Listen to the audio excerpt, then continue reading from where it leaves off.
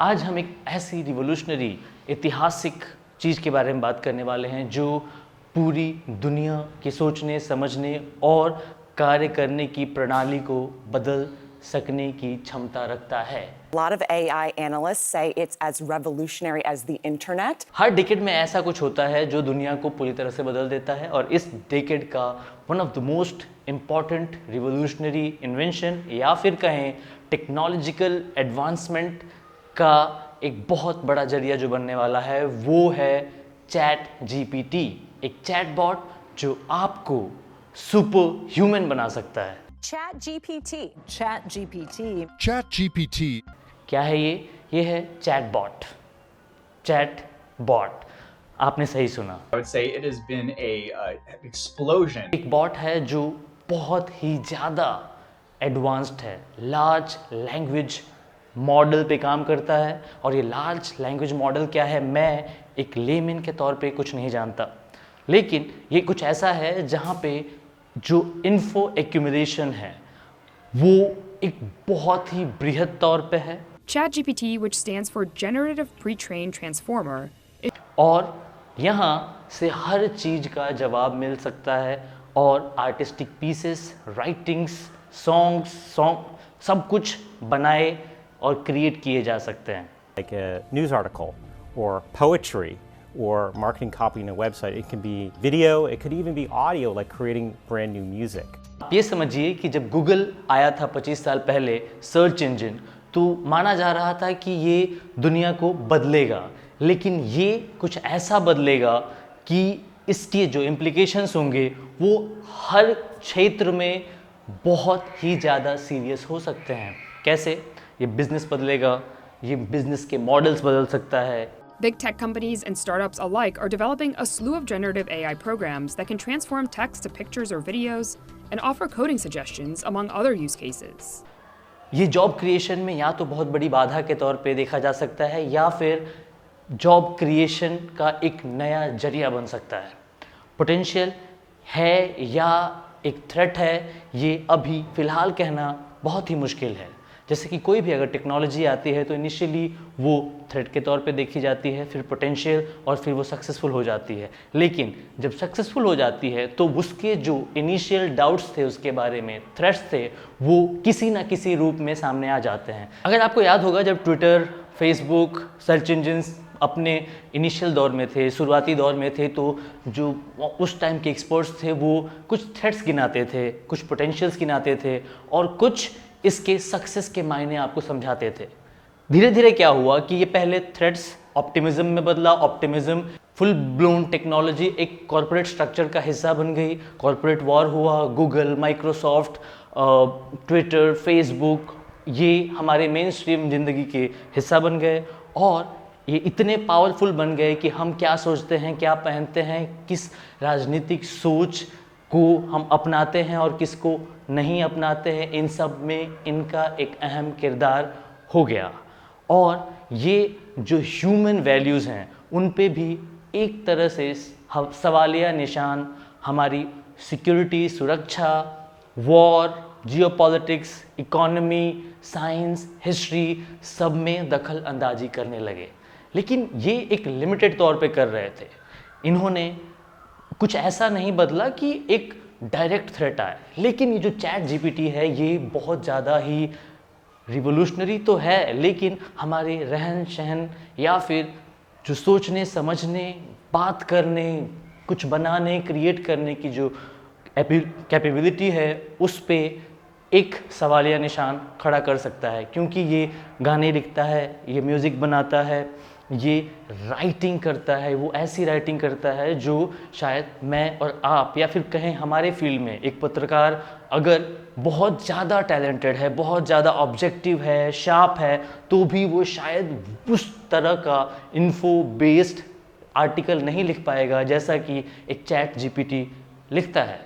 The first thing that's really impressive is how good it is at basic writing. It's better than most of the writing that I've gotten from students over the decades.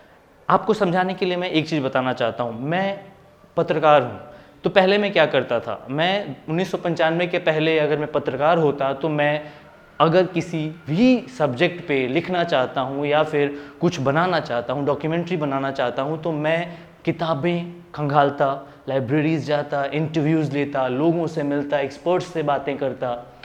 लेकिन वो दौर 95 के बाद चला गया। उसके बाद आया सर्च इंजन, सोशल नेटवर्क और डेटा का दौर, जहाँ पे हम घर बैठे एक एक्सपर्ट बन सकते हैं। तो हम क्या करते थे, हम गूगल पे कुछ टाइप करते थे क्वेरीज, वो क्वेरीज 5, 6, 7, 8 टैब्स में खुलती थी और पेज दर पेज हम जाके डीप इंफॉर्मेशन भी निकाल सकते थे।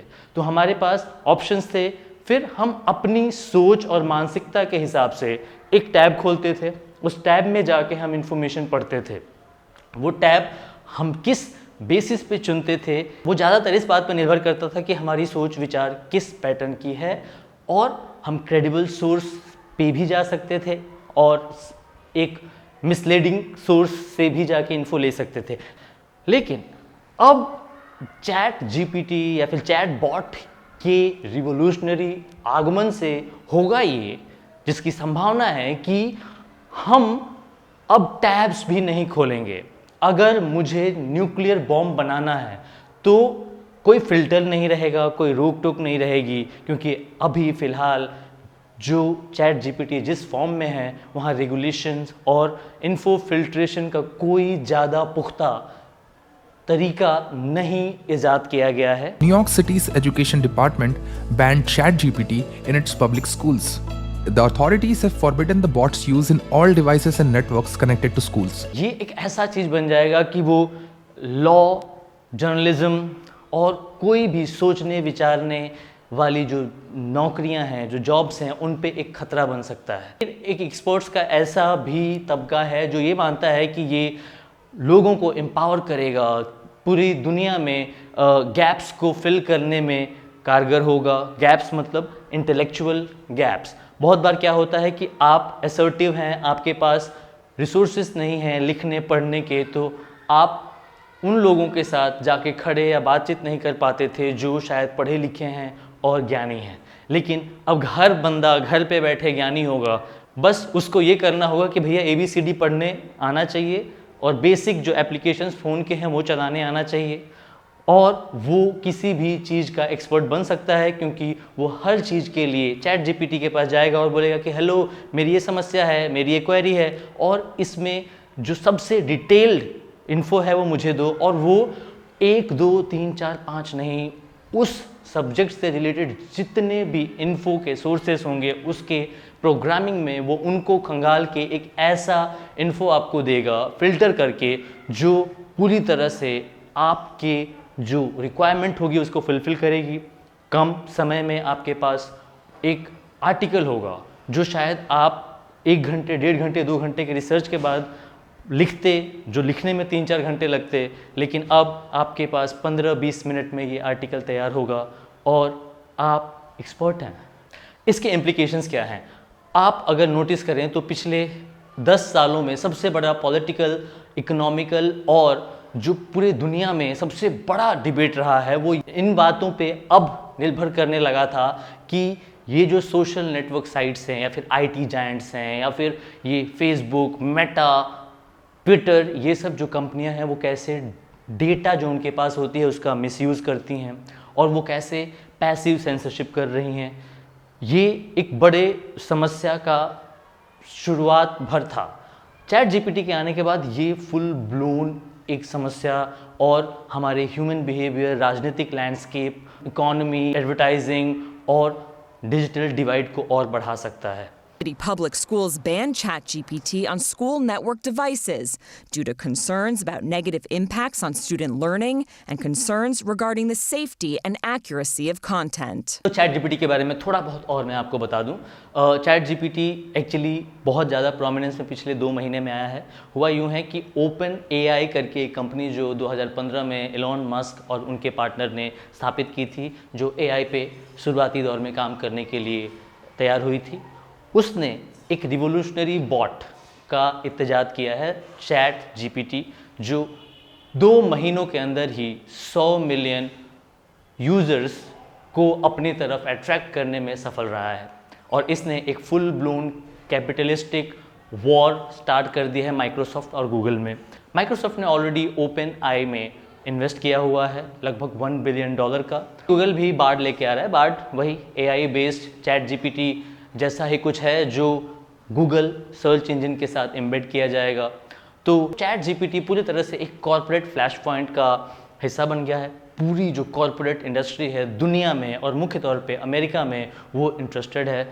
ओपन AI जो है उसमें ऑलरेडी माइक्रोसॉफ्ट, एलॉन मस्क और जो लिंक्डइन है उसके CEO भी हिस्सेदार हैं, इन्वेस्टर्स हैं। ChatGPT, OpenAI, has some big backers, including Microsoft, co-founder Reid Hoffman, and Khosla Ventures. बहुत सारे इंटरनेशनल बैंक्स ने भी इसमें अपनी रुचि जाहिर की है। तो पोटेंशियल बहुत बड़ा है और ये बहुत ज़्यादा जल्दी ही 1-2 साल या फिर उससे भी पहले अगर गूगल या फिर उसके जैसे तमाम सर्च इंजन्स के लिए कब्र खोद दे तो आप इससे ज़्यादा आश्चर्य में ना पड़ें, क्योंकि संभावनाएं हैं। ये बहुत ही ज़्यादा फास्ट प्रोग्रेस कर रहा है। 2 महीने में 100 मिलियन यूजर्स को लाना एक बड़ी बात है। अमेरिका जैसी कंट्री जो एडवांस्ड हैं, जहाँ पे हर चीज़ पहले आती है टेक्नोलॉजी, वहाँ पे AI पे सवाल भी उठने लगे हैं, क्योंकि स्कूल कॉलेजेस में बच्चे एग्ज़ाम्स में AI का यूज़ करके एसेस लिख रहे हैं, आर्टिकल्स लिख रहे हैं, रिपोर्ट्स लिख रहे हैं, रिसर्च पेपर्स तक लिख रहे हैं। और लोगों ने ये डर की भावना जाहिर की है कि शायद ये आगे चल के शिक्षा या फिर नॉलेज गेन करने के जो सारे संस्थान हैं, सारी जो प्रक्रियाएं और तरीके हैं, उनको ठप कर सकता है, उनको परिवर्तित कर सकता है। तो चैट GPT बात करने के लिए बहुत अच्छी चीज़ है, लेकिन कहीं ऐसा ना हो कि जो डिजिटल डिवाइड ऑलरेडी एग्जिस्टिंग है वर्ल्ड में उसको और ये एक्सपैंड कर दे और अमीर के हाथ में सब कुछ दे दे और गरीब को उसका भुगतान करना पड़े। क्योंकि कोई भी अगर टेक्नोलॉजी आती है तो होता यही है कि जिसके पास ताकत होती है, कैपिटल होता है, वो उसका मालिक बन जाता है, और जो लोग इसका शिकार बनते हैं वो होते हैं वो लोग जिनके पास रिसोर्सेज कम। क्योंकि हर एक टेक्नोलॉजी जो अपने साथ कुछ नया और एम्पावरिंग लेके आती है, वो साथ ही साथ कुछ ऐसा भी लेके आती है जो ह्यूमन काइंड के लिए खतरनाक होता है। तो हम आगे चल के बहुत ही रोचक दौर में जा रहे हैं, जहाँ पे हम क्या सोचते हैं उससे ज़्यादा ये महत्वपूर्ण होगा कि हम किसके द्वारा सोचते हैं। हमारी सोच पे पूरी तरह से मशीन कहीं हावी तो नहीं हो जाएगी। कुछ एक्सपर्ट्स की माने तो ऐसा होने से रहा, क्योंकि अभी भी ह्यूमन ब्रेन AI से लाखों दर्जे आगे है। आगे मिलते हैं किसी और वीडियो में।